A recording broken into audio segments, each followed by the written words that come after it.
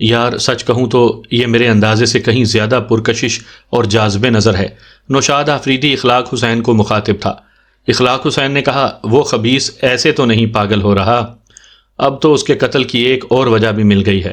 نوشاد آفریدی زہریلے لہجے میں بولا، کیا تمہیں لگتا ہے کہ ہم اسے آسانی سے ختم کر پائیں گے؟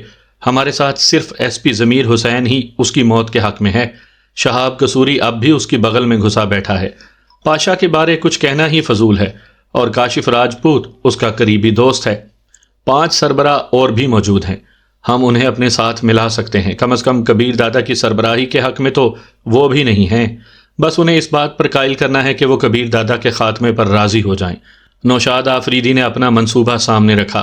یوں بھی بات کچھ جچتی نہیں ہے۔ ایک جانب اگر ہم 8 بھی ہو جائیں، ہمارے مخالف 4 تو موجود ہوں گے، اور اس طرح ہم انہیں ختم کرنے میں کامیاب ہو جائیں، تب بھی وہ ہمیں ناقابل تلافی نقصان پہنچا چکے ہوں گے۔